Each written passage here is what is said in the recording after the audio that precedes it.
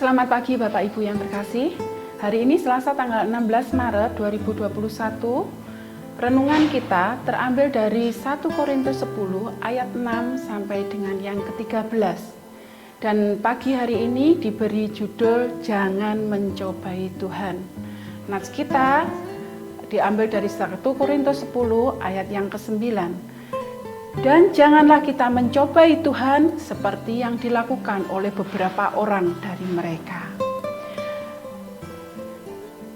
Tuhan itu sangat membenci dosa, apapun wujud dosa itu. Kalau kita baca dari bacaan kita, itu dari ayat yang ke-6 sampai yang ke-13, di situ disebutkan ada dosa menginginkan, jangan menginginkan hal-hal yang jahat.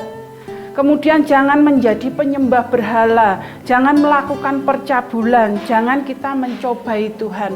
Namun pada pagi hari ini ditekankan bahwa Tuhan itu, yang kita tekankan pagi hari ini adalah bahwa Tuhan itu membenci dosa yang mencobai Tuhan.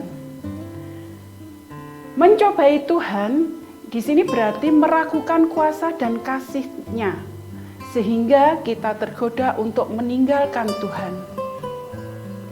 Paulus memberi contoh umat Israel yang mencobai Tuhan ketika mereka berada di Sitim. Mereka mengambil perempuan-perempuan Moab menjadi istri mereka. Nah, para istri-istri yang tidak seiman itu akhirnya mempengaruhi dan mengajak suaminya juga keluarganya untuk menyembah ilah mereka. Tuhan marah, lalu Tuhan menjatuhkan tulah atas mereka. Sehingga timbul korban jiwa yang sangat banyak. Selain perkawinan, juga ada hal-hal lain yang dapat menarik kita untuk meninggalkan Tuhan. Itu banyak sekali terjadi Bapak Ibu. Misalnya, kita bekerja sudah lama, terus tidak naik jabatan. Itu akan ada tawaran yang sangat menggiurkan. Kamu mau nggak meninggalkan Tuhanmu? Nah, kalau kamu mau, nanti kamu akan naik jabatan. Kalau kamu mau meninggalkan Tuhanmu, nanti gajimu akan naik. Itu banyak sekali yang terjadi. Dan tidak sedikit juga anak-anak Tuhan yang tergiur untuk meninggalkan Tuhan karena hal-hal itu. Ada juga orang yang meninggalkan Tuhan karena misalkan pasangannya, ya, sehingga dia mau meninggalkan Tuhan. Saya juga punya teman, kalau saya lihat dia itu kayaknya dekat sekali dengan Tuhan, dia rajin sekali berdoa.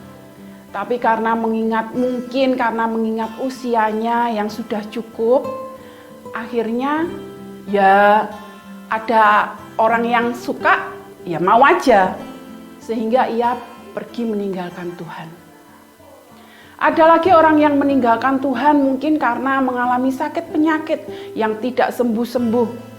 Akhirnya dia pun pergi misalkan ke dukun-dukun atau ke lainnya. Akhirnya mereka lari ke kuasa-kuasa yang lainnya untuk mencari kesembuhan. Nah, di sini maka Paulus menegaskan bahwa pencobaan yang kita alami ini adalah pencobaan yang biasa, yang tidak melebihi kekuatan kita. Ya, pencobaan-pencobaan yang kita alami ini adalah pencobaan juga yang dapat terjadi pada setiap orang. Nah, yang perlu kita harus pegang dan kita harus ingat selalu bahwa Tuhan itu adalah Allah yang setia.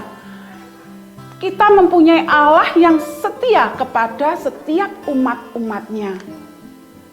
Dan Tuhan tidak akan pernah meninggalkan kita untuk menghadapi pencobaan itu seorang diri. Tuhan akan terus memberikan kekuatan kepada kita untuk kita dapat menghadapi pencobaan itu. Tuhan Allah akan memberikan jalan keluar kepada setiap kita, sehingga kita dapat menyelesaikan semua pencobaan yang ada dalam hidup kita. setiap saat dalam kehidupan kita, walaupun kita mengalami kesulitan dan tekanan seberat apapun, ingatlah bahwa janganlah kita itu meninggalkan Tuhan. Jangan kita itu terus meninggalkan Tuhan dan tidak menyembah Tuhan. Karena Tuhan itu adalah Allah yang setia. Dan hanya Allah lah Raja kita satu-satunya. Amin. Mari kita berdoa. Terima kasih Tuhan Yesus. Melalui renungan pagi hari ini, Engkau mengingatkan kepada kami. Engkau menguatkan kembali kami bahwa apapun Tuhan masalah yang saat ini kami hadapi, pencobaan-pencobaan yang datang dalam kehidupan kami saat ini Tuhan, Engkau tidak akan pernah meninggalkan kami.